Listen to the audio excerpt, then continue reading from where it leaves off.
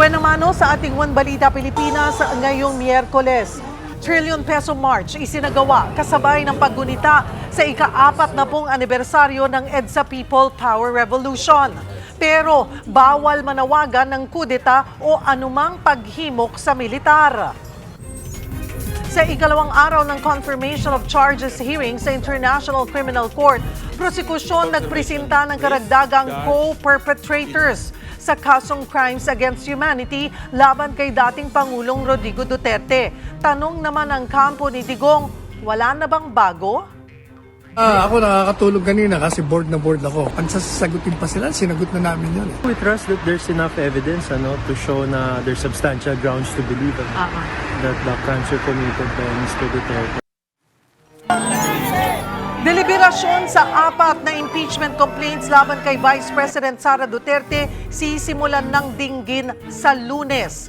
VP Sara, itinangging ito ang dahilan kaya maaga siyang nagdeklara ng kandidatura sa pagkapangulo sa 2028. Kahapon, bukas, ngayon, ang impeachment ay nandyan. At Kylie Padilla, may paglilinaw matapos ang reaksyon niyang ito sa posibleng pagtakbo ng kanyang amang si Senator Robin Padilla sa pagka-vice-presidente. Aalis na ako ng Pilipinas. May naman.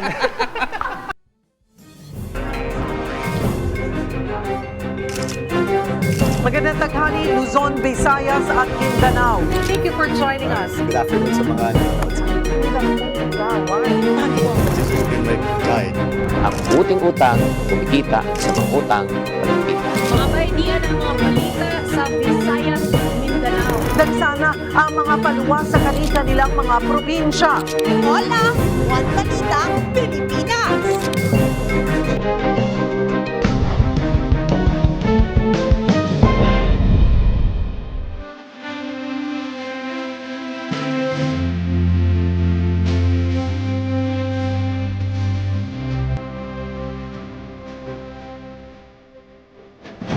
Magandang taghali, Luzon, Visayas at Mindanao. Sinabayan ng malawakang protesta ng ilang progresibong grupo ang paggunita sa ika-40 anibersaryo ng EDSA People Power Revolution. Live mula sa EDSA Shrine, magbabalita si Mobile Journal, Merimon Reyes. Merimon, anong update dyan? Cheryl, magandang tanghali. Dito sa likuran ko ngayon, ito si Brian San, isang cosplayer na pinoportray niya si Chainsaw Man. At ang sinasabi niya nga, yung mga lagaring bitbit niya, lagariin na raw ang korupsyon na pumapalibot sa bansa sa kasalukuyan. Yan yung mensaheng dinadala ng cosplayer na si Brian San. Sa paligid din natin ngayon dito, iilan pa lang din yung mga tao na pumupunta para magpicture, mga grupo, mga alyansa para magdasal. At pumunta naman sila sa People Power Monument. So ito si Brian San, ito yung sa paligid natin na ilang mga grupo na pumupunta dito, nagpe-prayer, nagpa-floral offering at susunod naman sila sa People Power Monument. Pero simula kaninang umaga, marami na ang pumunta dito sa EDSA Shrine.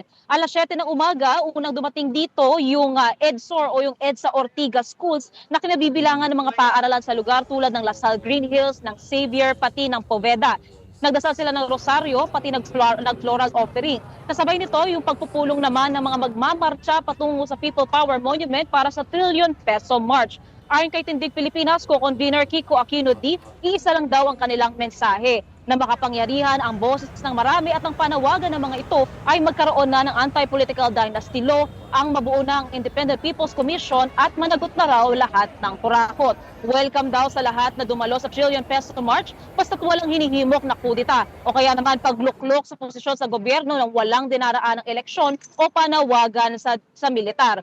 Ayon sa lokal na otoridad, bibigyan ng mga walang permit ng 1 oras para sa kanilang demonstrasyon. Halos 14,000 pulis mula sa NCRPO ang nakadeploy kasama ang Bureau of Fire Protection, mga first aid personnel at marshals ng mga civil society organization. At saka Cheryl, nakakausap din natin itong si Tatay Danilo Clariño mula sa Quezon City at ang nakwento niya naman sa atin, 30 years old siya nung nangyari yung pinakaunang People Power Revolution taong 1986 at nagmula noon wala na raw paggunita ng People Power ang kanyang pinalagpas. Kaya ang panawagan niya rin sa kabataan, huwag daw matakot na ipaglaban ang nararapat at saka ang tama.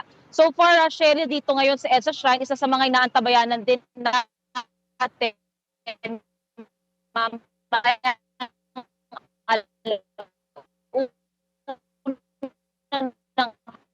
ako sa may EDSA, sumama kami sa may sa Camp Aguinaldo, tapos papuntang Krami. Sinisave namin si Defense Minister Juan Ponce Enrile and General Fidelbir. Actually, sumama kami doon para yun nga, parang gustuhan namin may pagtanggol ng ating demokrasya para mawala ang dictatorship sa dictatorship para mapalis na si President Marcos.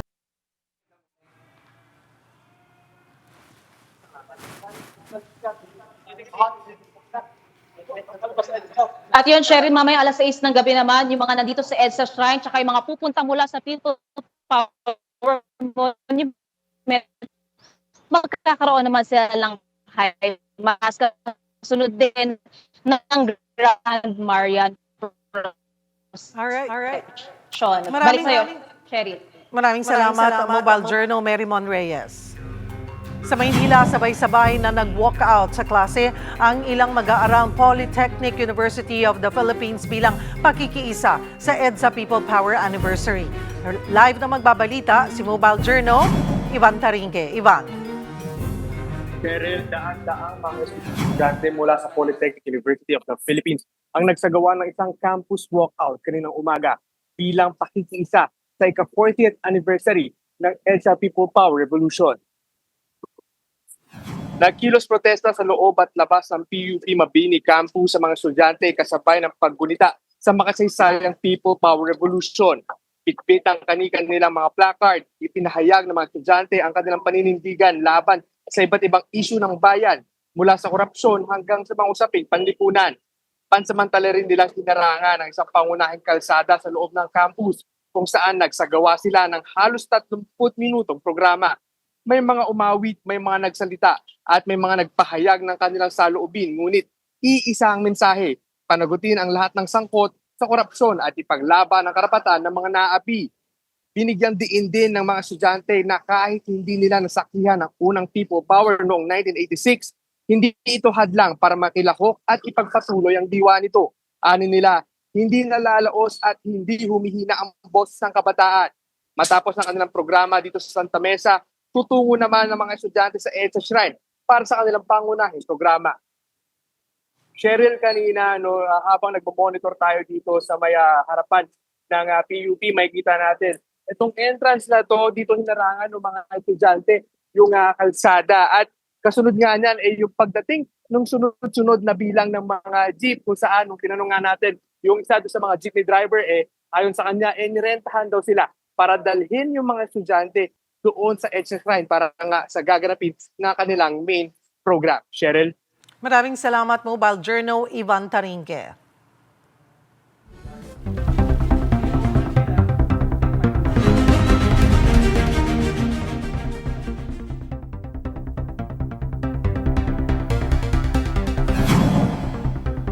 Walong co-perpetrators o kasabwat umano ni dating Pangulong Rodrigo Duterte ang pinangalanan ng prosecution panel sa ikalawang araw ng pagdinig sa ICC. Hinimay din ang mga ebidensya kabilang ang Oplan Tokhang. Magbabalita mula sa The Hague, Netherlands, si Angela Lagunzad Castro.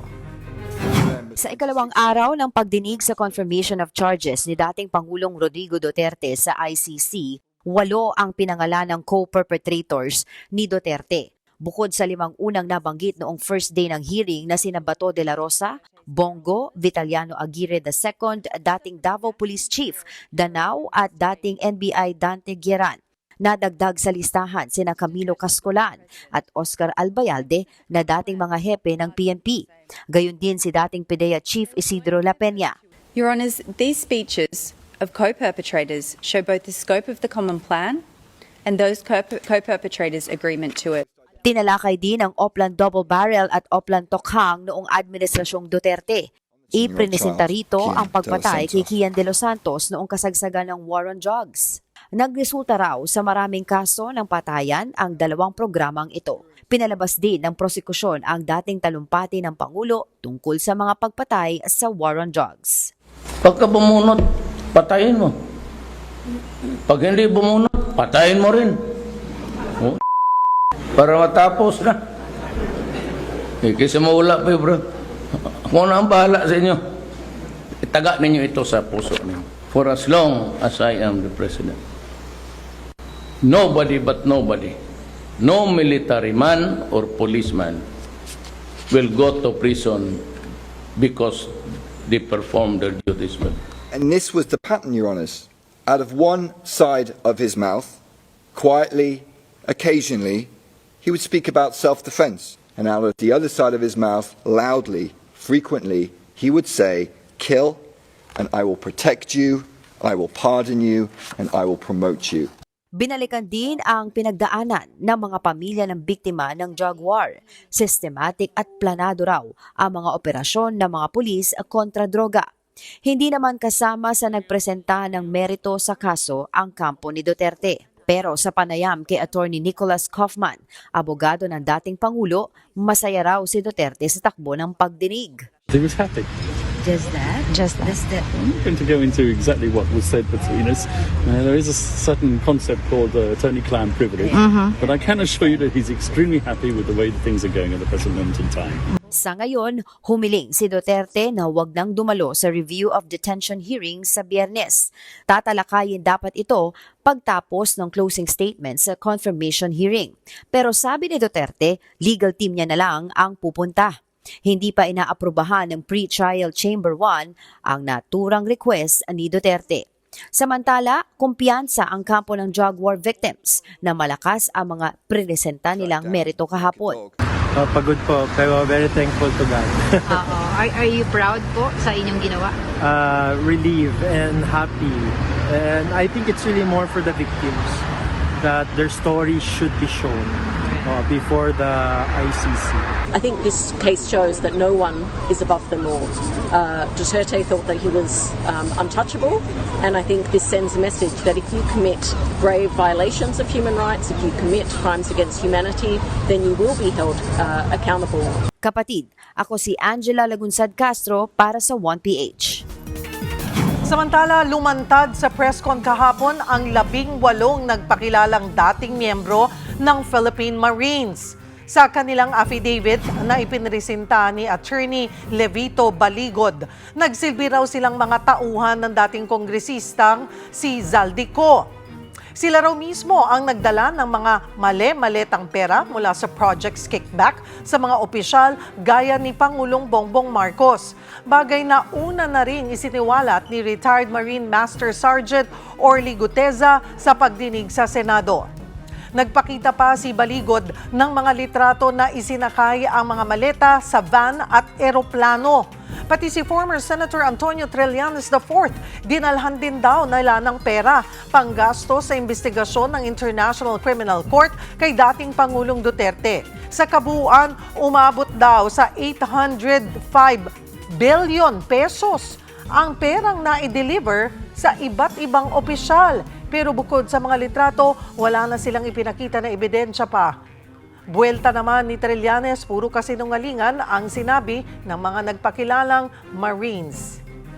Yan ay meant to discredit the ICC in light of the ongoing confirmation of charges hearing. Last year pa yung mga male-maleta na yan, wala silang na-mention. Then ngayon, como merong may ICC proceedings, biglang may ganyan. Dahil dyan, ako po ay magpa-file ng cyber libel cases against Levy Baligod, kay Mike Defensor, Jay Sonsa, at doon sa mga dating sundalong na humarap.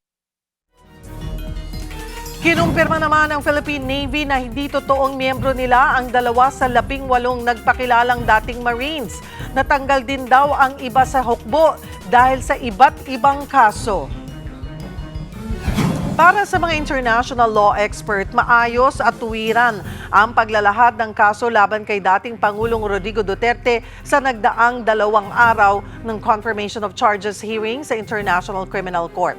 Para himayin yan, magkakasama natin si Attorney Romel Bagares, Professor of International Law. Magandang tanghali po sa inyo, Attorney. Salamat po sa oras.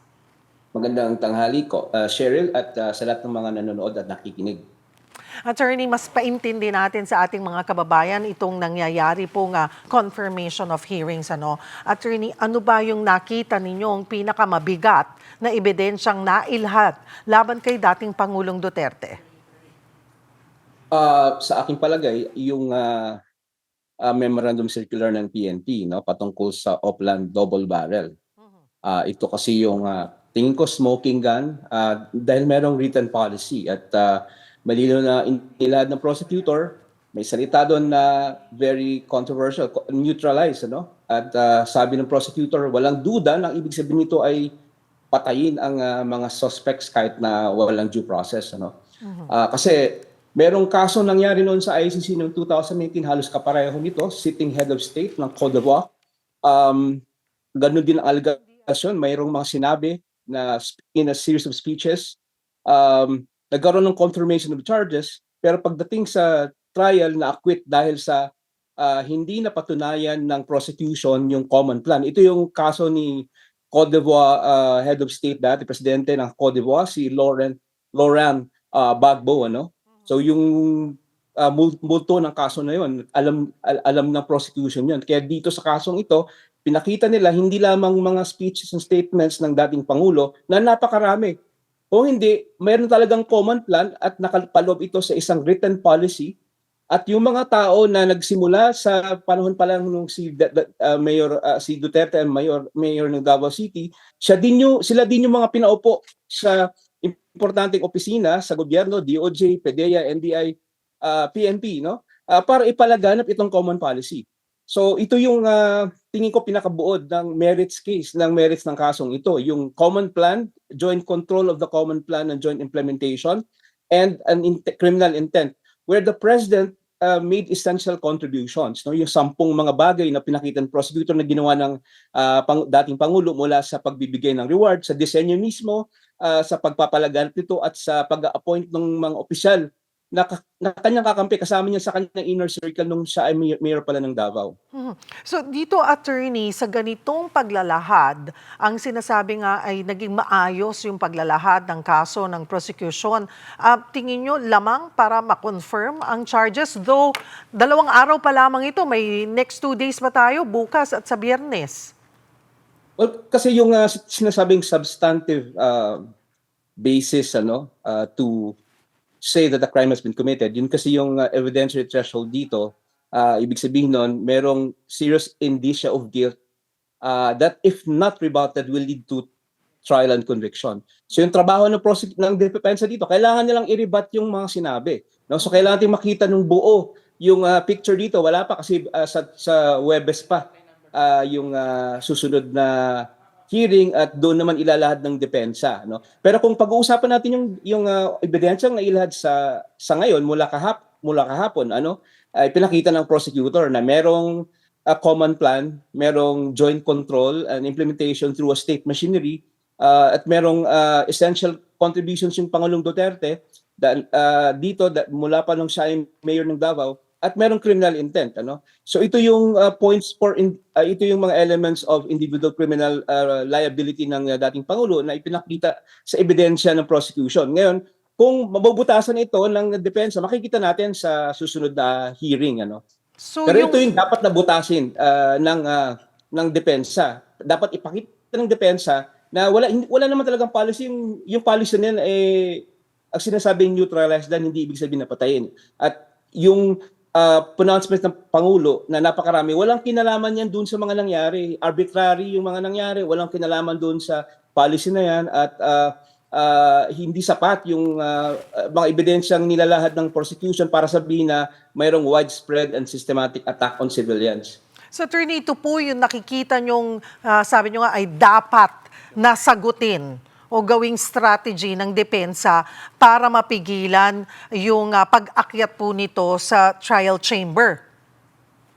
Tama po. Gaya ko sinabi kanina, meron na kasing kasong ganito, halos tulad nito, yung kaso nga ni Laurent Gbagbo, na sitting head of state at that time ng Cote d'Ivoire or Ivory Coast, At yun ang nangyari sa kaso. Nagkaroon ng confirmation of charges pa nga, crimes against humanity in relation to political violence because it was really a case na gusto niyang manatili sa kapangyarihan, at nagkaroon ng violence, may mga namatay. Pagdating sa trial, na-acquit siya ng trial chamber noong 2019 at sa apela na-confirm yung kanyang acquittal dahil nga sa hindi napatunay ng prosecutor yung common plan. So sa trial yon, no? So dito tingin ko kumpleto naman yung recados na pinakita ng prosecution at kailangan namang i-rebut ito. Kailangan ito ng depensa, kailangan nila maglabas ng ebidensya that will rebut yung kasi yung requirement ng evidentiary standards dito, that will rebut that common plan, joint control, criminal intent, no, and essential contributions of the president to the Oplan Double Barrel and Oplan Double Barrel relief, no? Or tawag dito. May pangalawang klase, yung binuhay uli yung Oplan Double Barrel, reloaded, tawag doon sa policy. So ito po ang maaasahan natin sa susunod na 2 araw.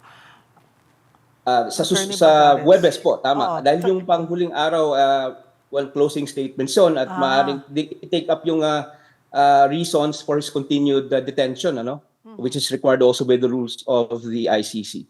So kung pagbabasihan po natin, Attorney Bagares, yung the first 2 days, makikita natin kung i-assess mas lamang ang prosekusyon.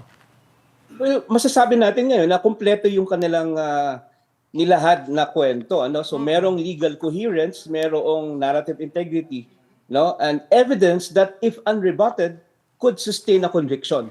So ito kasi kailangan sa stage na to, kailangan i-rebut 'yon. So sa tingin ko kumpleto dahil merong sa simula yung pinakita yung matrix ng relationships between the president and his co-perpetrators, At dito sa pangalawang hearing kahapon yung mga detalye noon. Nilahad yung nangyari sa Davao na yung nangyari sa kalakhan ng bansa nagsimula sa Davao, and in fact yung policy ng Oplan Tokhang and Double Barrel is actually just a copy of what was implemented by Duterte when he was mayor in Davao, and that the same persons who helped him, so were also the ones who helped him nationwide when he became president, became DOJ secretary, became PDEA chief, became NBA chief, and became the PNP chief. So the law enforcement agencies were essentially used as being part of the state machinery. The allegation is that they were used by President Duterte to implement this common plan to kill the target civilians in connection with this drug war. Attorney, marami rin na ang pumuna sa paninisi ng defense sa media, NGOs at akadema na sumira raw sa imahe ni dating Pangulong Duterte. Bilang international law expert, ano yung implikasyon nito sa freedom of the press at academic freedom? Well, hindi na tayo nagulat niyan kasi nung simula pa lamang ng presidente yung dating Pangulo, yun na rin yung sinasabi niya, na yung media ay pinalalaki yung isang wala naman talagang issue na yung ginagawa niya lamang ay for law and order. Now, we know what the consequences of those statements were dahil sa social media. Mr. Duterte was the first president elected because of popularity in social media. Social media was also used to troll, to harass members of the press, And that harassment actually had an impact on how journalists function and how they were supposed to carry out their tasks in society. But that is really what the framing is of the defense. Na ang lahat ng nangyari dito ay talagang really a narrative that's false, and that narrative was used to bring the former president to The Hague to be tried for crimes against humanity.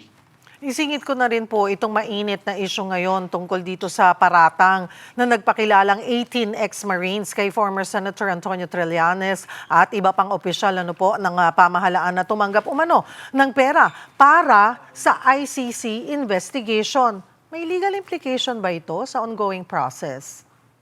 Sa palagay ko, ang value lang niyan para sa depensa at para sa kampo ng dating Pangulo is to undermine, the intention is clear, is to undermine the credibility of the ICC proceedings right now. And I think it's really more for the constituencies of the president in the Philippines. But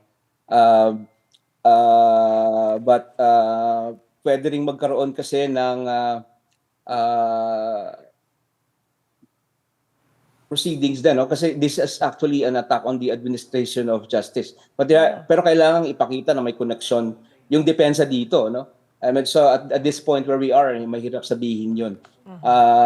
But of course, yung mga statements na yan, hindi naman yan sa korte, ano? Kaya yung credibilidad ng mga testigo, mahirap paniwalaan kung hanggang dyan lang ang gagawin ng mga partido na nasa likod ng ganyang mga pagbubunyag, no?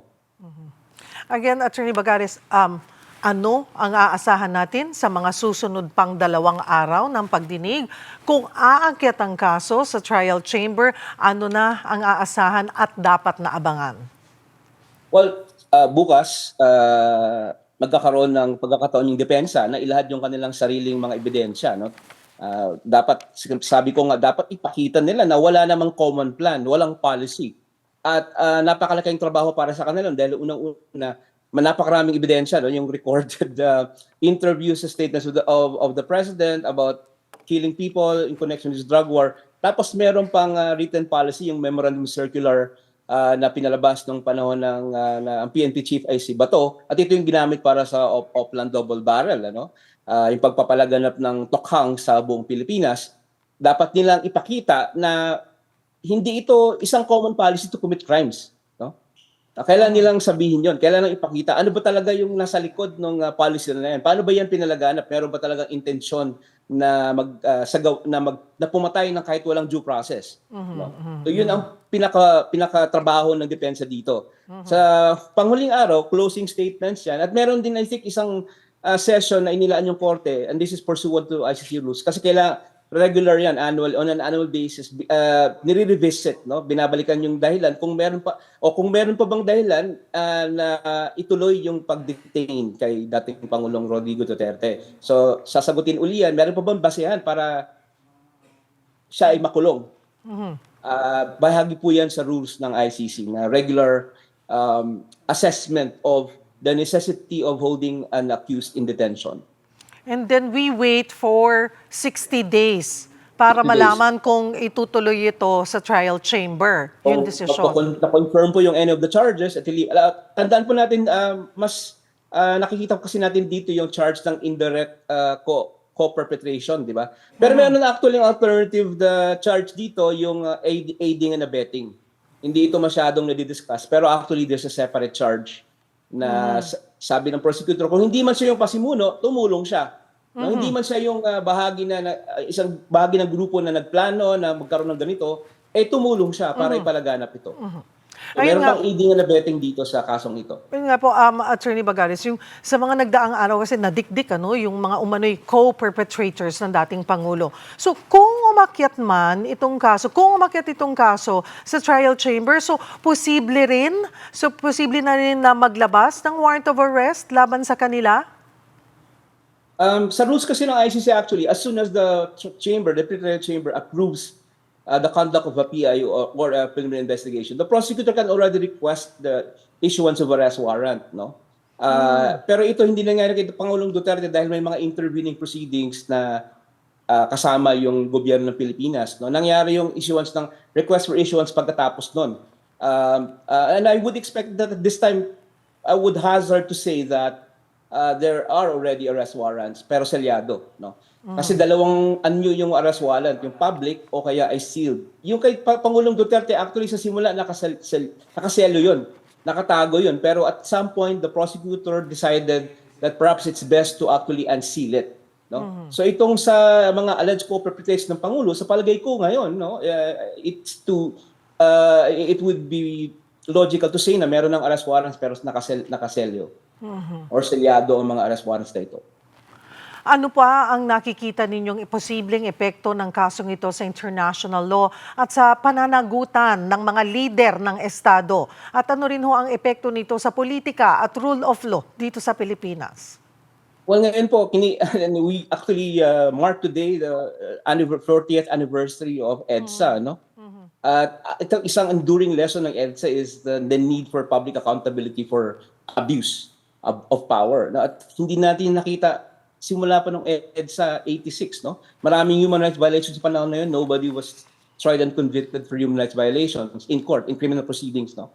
So dito dapat makita natin yon at ito talagang, sabi ko nga, this proceeding is really a learning and teaching experience kasi mapapanood ng lahat ng Pilipino, no? Dahil it's broadcast, it's streamed online, may access ang sinumang merong internet, at naririnig mo ko sa radyo.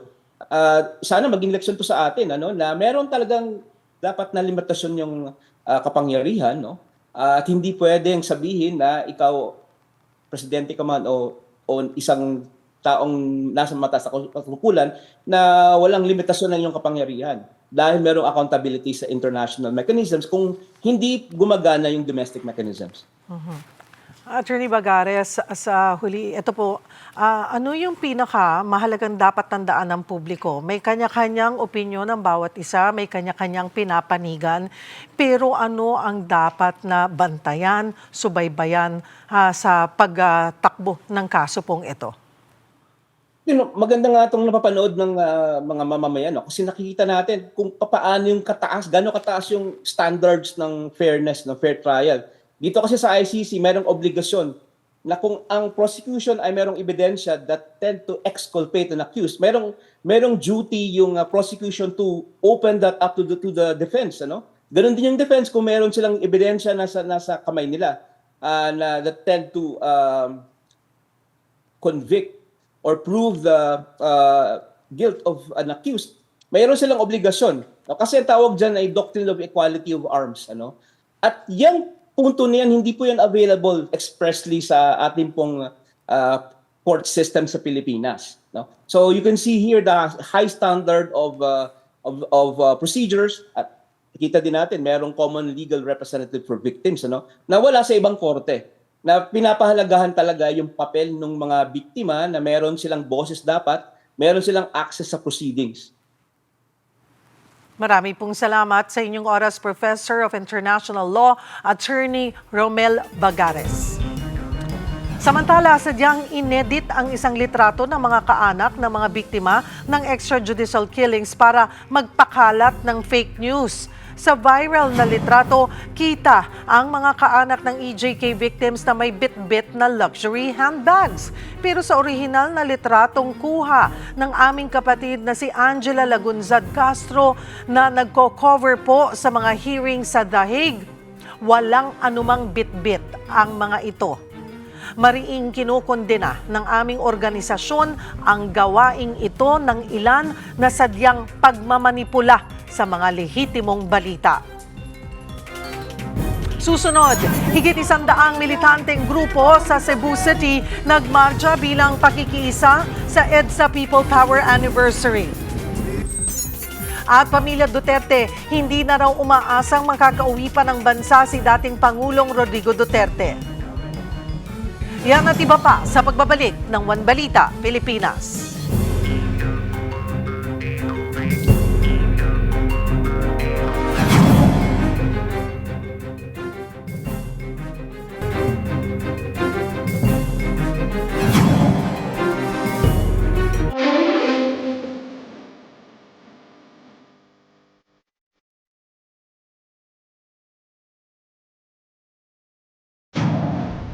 Kahit hindi non-working holiday ngayon, patuloy na dumarami ang nagtitipon sa People Power Monument para sa 40th anniversary ng EDSA. Para sa update magbabalita, live si Mon Gualvez. Mon, kumusta ang sitwasyon dyan? Cheryl, kahit bawal ang protesta dito sa EDSA People Power Monument, marami pa nga ring grupo ang nagpunta rito kasabay ng paggunita sa ika-40 taong anibersaryo ng EDSA People Power Revolution. Mula EDSA Shrine, sama-samang nagmarcha yung mga grupong umaalala sa tinatawag nilang EDSA 40. Sinasabay nila ito ng pagdarasal at iba pa mga awitin, maging ilang panawagan sa pamahalaan. Marami rito mga estudyante galing sa iba't ibang paaralan sa paligid. Nanguna rin sa marcha sina Akbayan Party List Representatives Shell Jokno at Percy Sendanya. Lumuhok din ang apo ni na dating Senadora Ninoy Aquino na si Kiko Aquino D, Liberal Party List President Erin Tanyada at running priest na si Father Robert Reyes. Taas kamay silang nag-alay ng bulaklak. Git ng grupo, hindi pa rin nawawala ang mga problema gaya ng korupsyon, kahirapan at political dynasty, 4 na dekada nang nakararaan. Bantay sarado naman ang nasa halos 3,000 pulis ang paligid. Mahigpit nilang pinagbabawal na magdaos ng anumang demonstrasyon sa mismong EDSA People Power Monument. Tanging yung mga nag-aalay lamang ng bulaklak ang pinapayagan. Pinaiiwas din nila ang anumang remarks o mga salitang seditious o mapanghimagsik o laban sa bayan. Kaya lahat ng mga ralista at ibang grupong may mga bitbit na placards at banner at yung mga may nananawagan kontra katiwalian, pinadidiretso na kaagad sa White Plains. May isa namang lumahok ang nahilo pero agad ding natugunan ng mga medical team. Cheryl, sa ngayon kahit tanghaling tapat talagang patuloy na dumarami yung mga taong nagtutungo rito sa EDSA People Power Monument, pero lahat nga sila diretsyo na dito sa may White Plains Avenue kung saan nag-set up naman sila ng isang entablado para sa kanilang programa na magsisimula mamayang alas 3 ng hapon. Sabi ng QCPD or ng Quezon City Police District, halos 6,000 daw yung crowd estimate nila last year at they're expecting the same number daw this year. Sa ngayon kasi umaabot pa lamang ng 2,000 ang bilang ng mga nandito na ngayon sa EDSA People Power Monument maging dito sa may kahabaan ng White Plains. Wala pa rito yung mga inaasahang manggagaling sa iba't ibang lugar gaya sa may EDSA Shrine ng mga karagdagang tao, may manggagaling din sa San Juan at pati na rin daw yung sa may Mendiola. Cheryl. Mon, kung alas 3 magsisimula ang programa, hanggang anong oras sila papayagan? Ang sabi ng mga pulis at mga authorities dito, hanggang around 10 p.m. allowed yung mga rallyista matapos nga yung kanilang sinecure na permit dito sa White Plains Avenue. Dito lamang sila pinapayagan at yung mga magkagawa daw or magkakaroon ng mga remarks against the government, mukhang sila ay pagsasabihan na ipagbawal o tanggalin o iwasan daw yung mga ganitong klaseng mga pananalita. Pero yung mga nananawagan kontra katiwalian, yun naman daw ay hindi naman talaga dinidisallow. So again, baka kasi malito yung mga seditious, yun talagang mapanghimagsik ang kanilang pinaka-iniiwasan dito sa mga rally na gagawin or pinaka-program rather sa White Plains Avenue. Cheryl. Para klaro lamang din dahil nga may mga trabaho pa rin tayo, maraming dadaan dyan sa parte ng EDSA. May mga isinarang kalsada ba dyan? Ano yung mga dapat iwasan? Oo. Itong White Plains Avenue, Cheryl, talagang the whole road is closed for the meantime, for the whole day today. Tapos yung isang lane din dito sa EDSA ay na-occupy, yung pinaka-bike lane particularly. Yan yung pinaka-nasarado ngayon, lalo manggagaling mula sa may EDSA Shrine hanggang dito nga sa People Power Monument. At maduwag naman makakadaan na ulit, magagamit ulit yung the whole EDSA paglagpas lamang dito sa may EDSA People Power Monument, Cheryl. So ito lang yung pinaka mga areas na dapat iwasan siguro ng ating mga kababayan kasi nga kapag dito dumadami at dumadaan yung mga rallyista, ito yung nagkukos lamang ng pagbagal kahit konti ng mga daloy ng traffic, Cheryl. Maraming salamat, Mon Gualvez.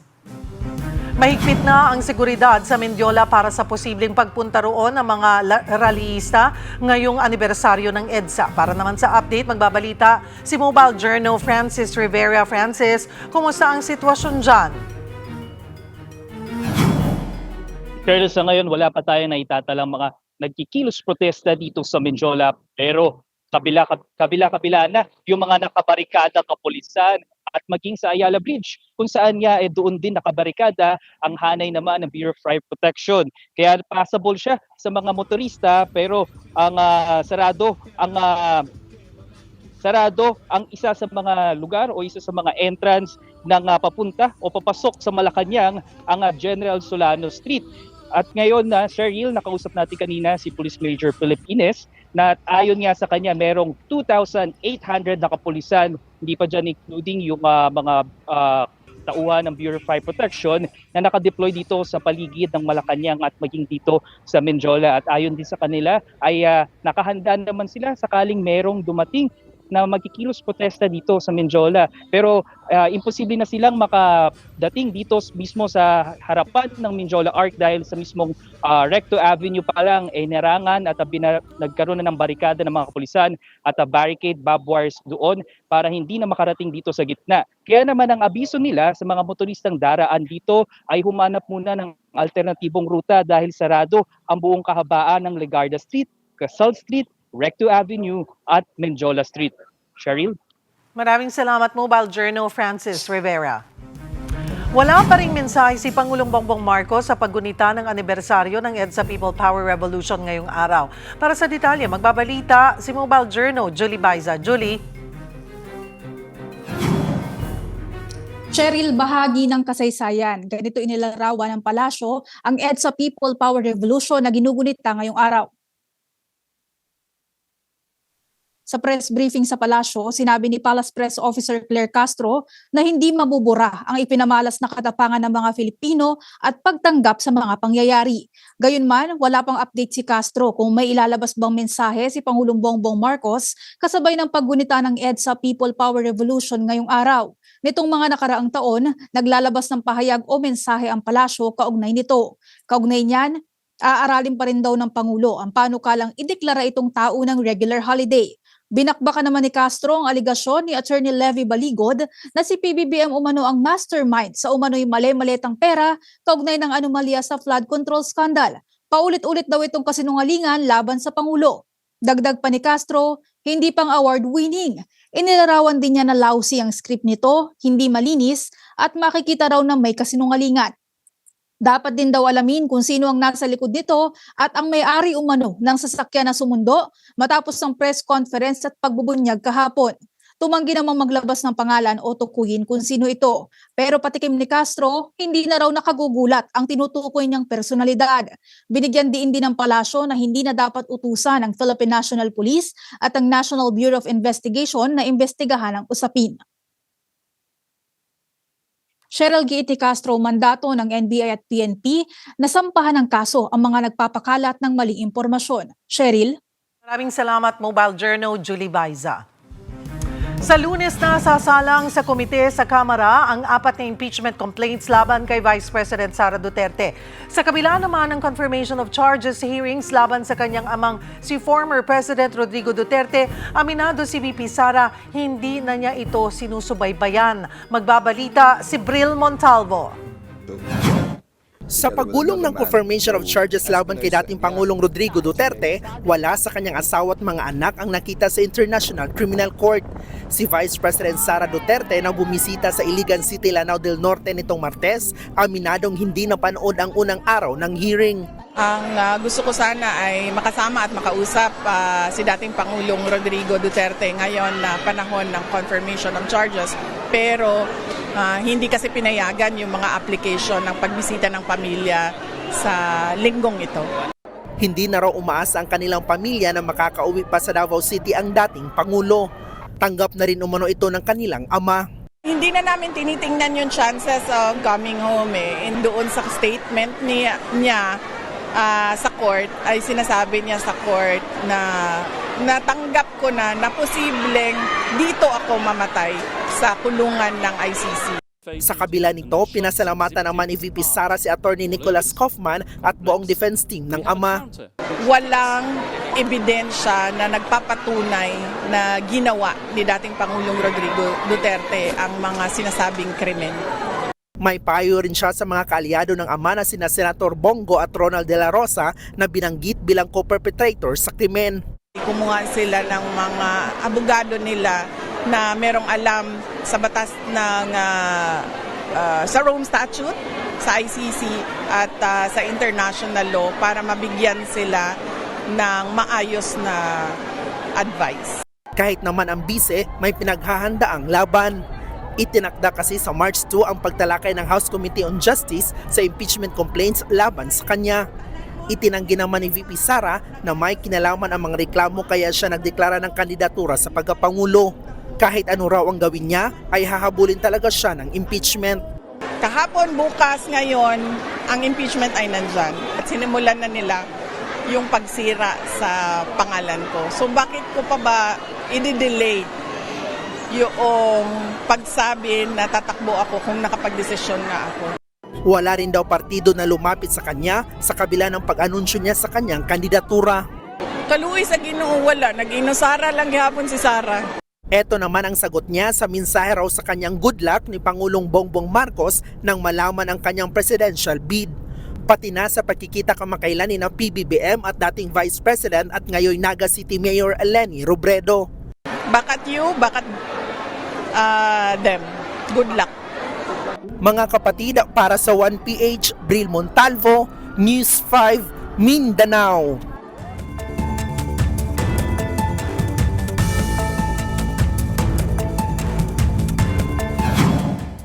Mga bayi, di ara mga balita gikan sa Visayas ug sa Mindanao. Sugdan nato diri sa Cebu kay naa na po ditoy rally isip paghandom sa 40th anniversary sa EDSA People Power Revolution. Mga itog update gikan kang Dale Israel sa One News Cebu. Dale, bay, kumusta naman din ha? Ang lutos, Chiki, gikan ta dito ganila sa Colossus na dinigyapan sa City kapin sa usa ka gatos ang mga miyembro sa mga militanteng grupo ang nagpatigayon og rally isip pagpangandam sa ika-40 nga anibersaryo sa People Power Revolution sa EDSA. Sumala kang Jaime Paglinawan sa Bayan Central Visayas, gusto nilang gibantayan ang mga pangitabo doon sa The Hague, the Netherlands. Paglaong sad sila sa pagutong batok ang kanhi Presidente Rodrigo Duterte tungkol sa dingong mga semen batok sa katawan. Yung anini, nanawagan sa sila o impeachment batok kang Vice President Sara Duterte ug nangayo justisya para sa mga biktima sa extrajudicial killings. Kunya alauna 30 sa hapon, mapilusab sila sa Supak Rally o Subuanong kontra korupsyon sa Minore, sa Basilica Minore del Santo Niño dinhi kapit sa Basilica. Ilauman usab ang dugdungan ang pagbagting sa makampana gikan sa 164 ka parokya isip paghinumdum o pagpanawagan alang sa hustisya o kalinaw karong alas 3 na sa hapon. Aduna usab sa ka konsyerto mga alas 4 hapon ug maghapon-hapon ug libreng usariwan. Mukabat kini og usa ka libo ka mga piraso para sa moabit. Padayon sa ang pagbantay sa mga otoridad, labi na mga pulis para masiguro kahapsay ug kalinaw sa mga kalihukan dinhi sa Cebu. Balik sa Bochi.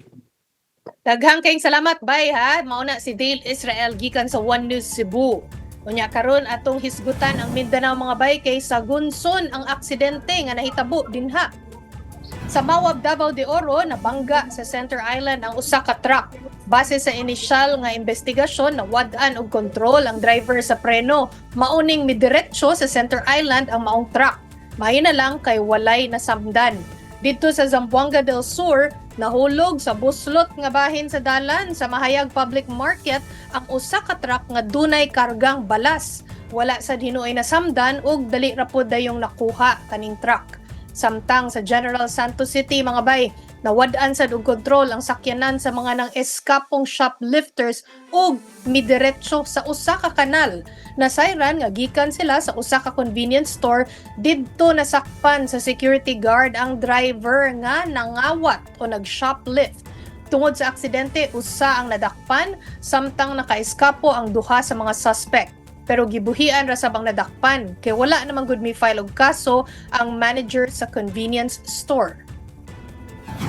Oktubre ta diharon mga bay, kuyog na sa tuugma para sa mga balita sa Visayas ug sa Mindanao. Ako si Chiki Verhel.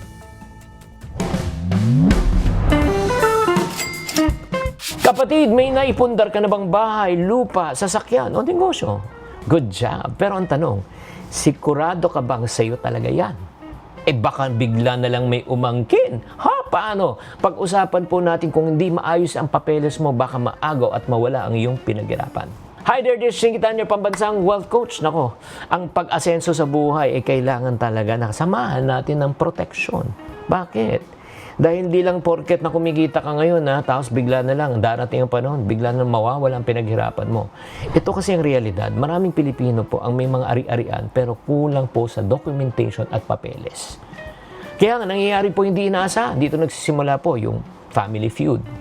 Oo, hindi po yung programa, yung agawan, awayan, stress ng away pamilya, lalo na pagdating sa mga pera, negosyo, or if not, ari-arian. Pero pag ikaw ay may papel sa batas, may laban ka.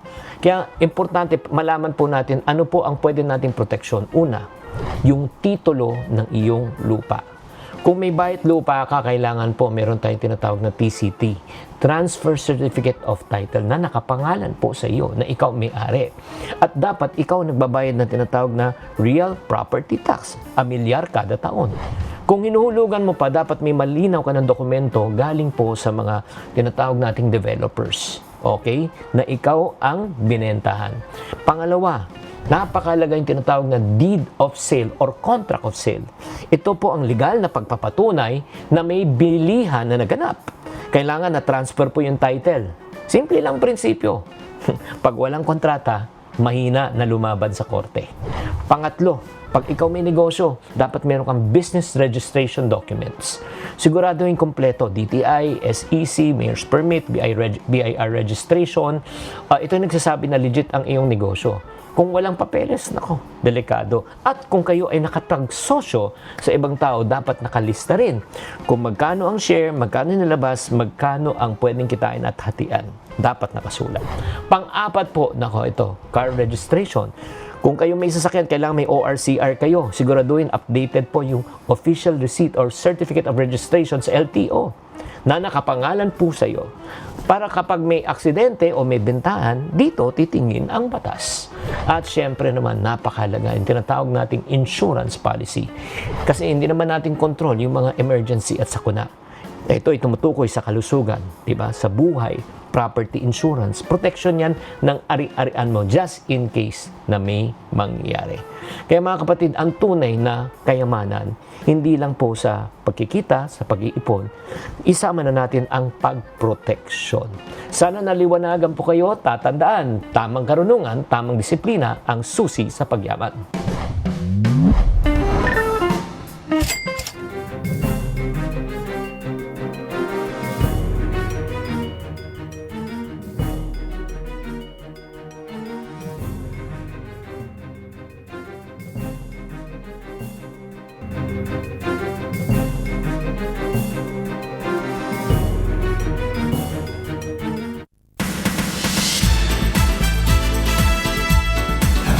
Hola mga kapatid, huwag daw masamain. Yan ang paliwanag ni Kylie Padilla sa kanyang sagot ng matanong sa pagiging bukas ng amang si Senator Robin Padilla nang tumakbo sa 2028 elections. Hanga naman daw siya sa mga ginagawa para sa bansa ng kanyang ama. Balikan natin yan sa pagbabalita ni Von Belenario. Aalis na ako ng Pilipinas. Wait naman.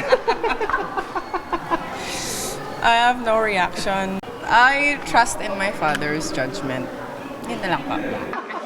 Yan ang sagot ni Kylie Padilla ng eksklusibo nating hinga ng reaksyon sa sinabi ng amang si Senator Robin Padilla na handa siyang tumakbo sa pagka-vice presidente kung sasabihin ni dating Pangulong Rodrigo Duterte.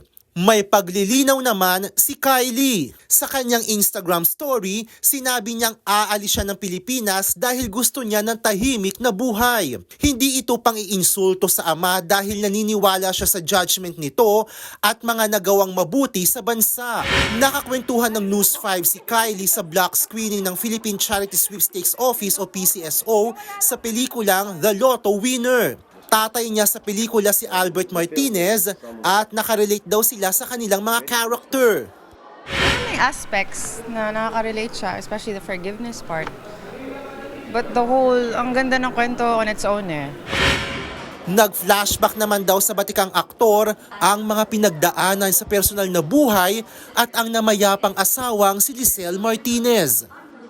The first time we watched it, I couldn't control my tears and kasi the memory of losing a loved one, it's really painful. I've lost a loved one. It's been 15 years now, but then again, it's like just yesterday. And the film is somewhat very close to home. Showing na sa mga sinihan ang The Lotto Winner. Under ito ng MavX Productions na suportado ng PCSO. Mga kapatid, yan muna ang latest sa showbiz. Balik sa'yo, Cheryl. Thank you, MJ. At yan po ang mga bumabanderang balita at public service sa inyong tunay na kasalo sa tanghali. Hanggang bukas, dito sa Balita ang magpapabusog sa inyong kaalaman. Ako po si Cheryl Cosip. Kami ang inyong kapatid sa public service. 1PH, teleserbisyo para sa Pilipino.